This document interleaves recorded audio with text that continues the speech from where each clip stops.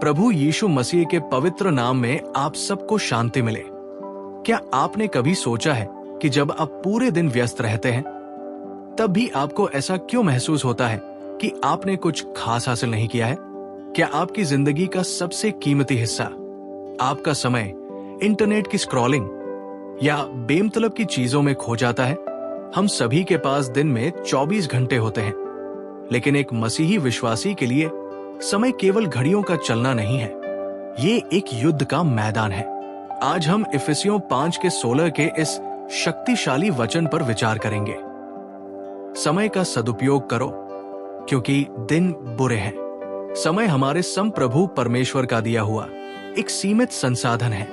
हमारे पास जो कुछ भी है, हमारा जीवन, हमारी प्रतिभा और हमारा समय भी, वो परमेश्वर का है। समय इसलिए महत्वपूर्ण है क्योंकि ये हमें पवित्रीकरण, सैंक्टिफिकेशन और परमेश्वर की महिमा के लिए दिया गया एकमात्र अवसर है।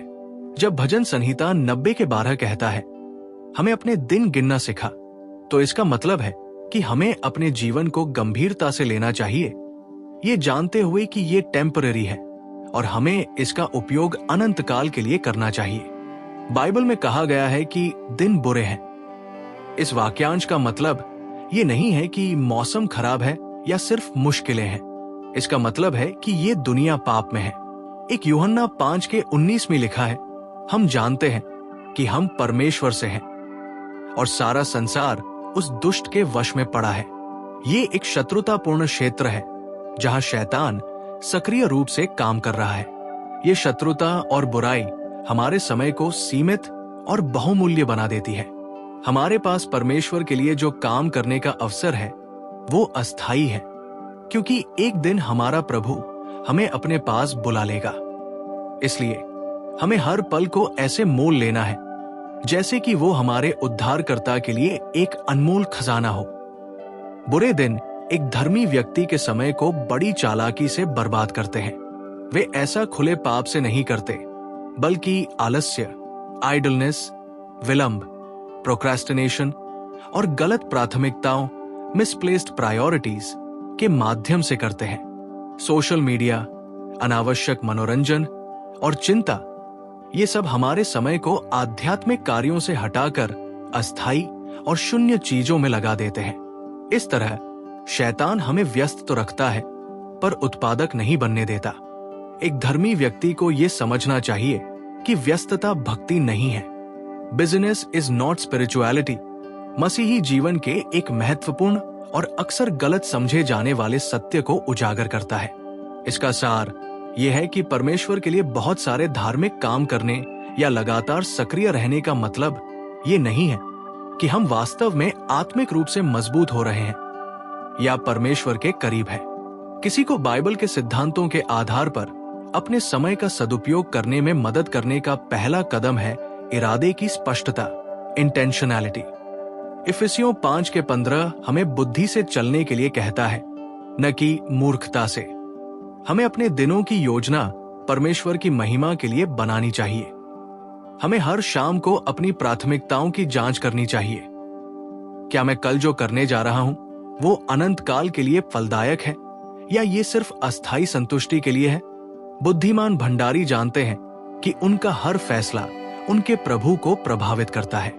यीशु मसीह ने पृथ्वी पर अपने समय का उत्तम उपयोग किया।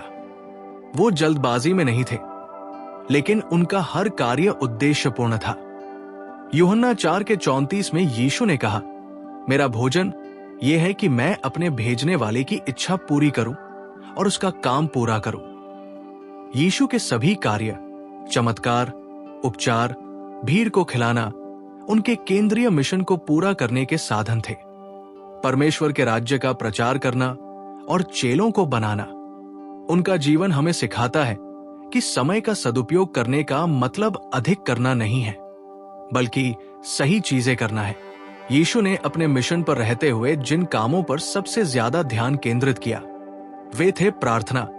वो अक्सर एकांत में प्रार्थना करने के लिए निकल जाते थे। लूका 5:16, पिता के वचन को सिखाना और अपने शिष्यों को प्रशिक्षित करना, ये सभी कार्य अनंत काल की प्राथमिकता को दर्शाते हैं। उन्होंने अपना समय ऐसी चीजों पर खर्च किया जो उनके जाने के बाद भी बनी रही, यानी लोगों के जीवन में बदलाव और उनके हृदय में सत्य की स्थापना। हमारे लिए समय का सदुपयोग एक ईश्वरीय तरीके से करने के लिए कुछ व्यावहारिक तरीके हैं। सबसे पहले, दिन की शुरुआत परमेश्वर के साथ करें। सुबह की निगरानी, मॉर्निंग वॉच के लिए समय निर्धारित करें, प्रार्थना और बाइबल पढ़ने के लिए। यह आपके पूरे दिन के लिए आध्यात्मिक स्वर निर्धारित करता है। दूसरी बात, आलस्य, लेजीनेस को सक्रिय रूप से त्यागें।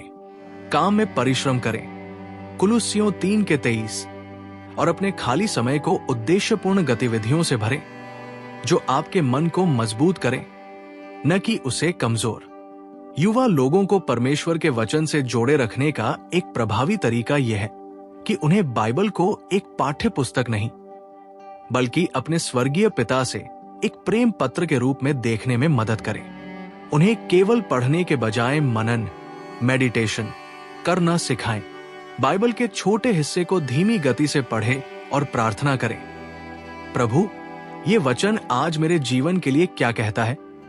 जब वे बाइबल को अपने दैनिक जीवन से संबंधित देखेंगे तो उनकी रुचि बढ़ेगी। मसीह के साथ और उनके वचन के साथ एक मजबूत संबंध बनाने के लिए उन्हें संगति की स्थिरता, कंसिस्टेंसी इन डिसिप्लिन की आवश्यकता है। एक नया विश्वासी भावनाओं पर निर्भर करता है, लेकिन एक सुधारवादी दृष्टिकोण हमें सिखाता है कि हमें अपने जीवन को अनुशासन के आधार पर चलाना चाहिए, न कि भावनाओं के आधार पर। उन्हें हर दिन एक ही समय पर परमेश्वर के वचन के साथ व्यक्तिगत समय बिताने के लिए प्रोत्साहित करें, ये जानते हुए कि वे मसीह से मिलने जा रहे हैं। एक और बहुत महत्वपूर्ण बात यह है कि हमें परमेश्वर के लिए समय का उपयोग करने के महत्व को कभी नहीं भूलना चाहिए। इसका मतलब है कि हमें जानबूझकर अपने समय का एक हिस्सा दूसरों की सेवा, सुसमाचार प्रचार और चर्च के कार्य में लगाना चाहिए। जब हम अपने समय का उपयोग उनकी महिमा के लिए करते हैं, तो हम वास्तव में अपने जीवन का सही उपयोग कर रहे होते हैं।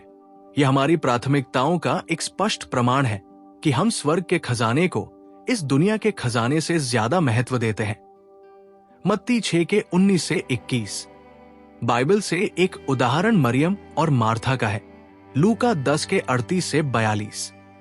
मार्था घर के काम में व्यस्त थी और समय के उपयोग को लेकर चिंतित थी, लेकिन मरियम ने यीशु के चरणों में बैठकर उत्तम भाग चुना।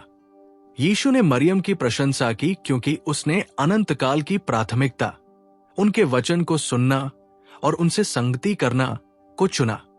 यह हमें सिखाता है कि सबसे अच्छा उपयोग किया गया समय वो है जो सीधे यीशु के चरणों में बिताया जाता है।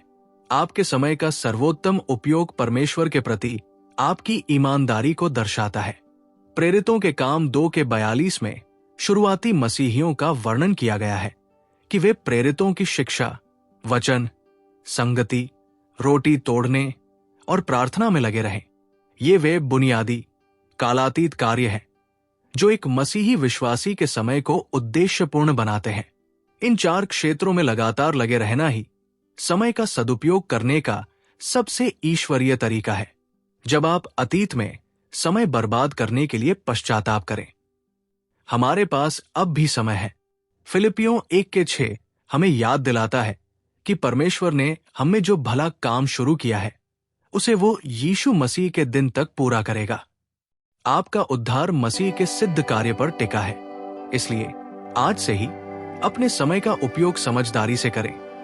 हर पल को यीशु के लिए मोल लें और विश्वास रखें कि प्रभु में आपका परिश्रम व्यर्थ नहीं है। 1 कुरिन्थियों 15:58। अपने समय के एक एक पल को परमेश्वर की महिमा के लिए जीने के लिए आज से ही संकल्प लें। यदि आपने इस संदेश से आत्मिक आशीष पाई है तो इसे अपने तक न रखें, किसी ऐसे व्यक्ति को शेयर करें जिसे इसे सुनने की आवश्यकता है। आप हमारे यीशु वचन चैनल को सब्सक्राइब जरूर करें। हम हर दिन आपके लिए बाइबल आधारित आत्मिक संदेश लाते हैं।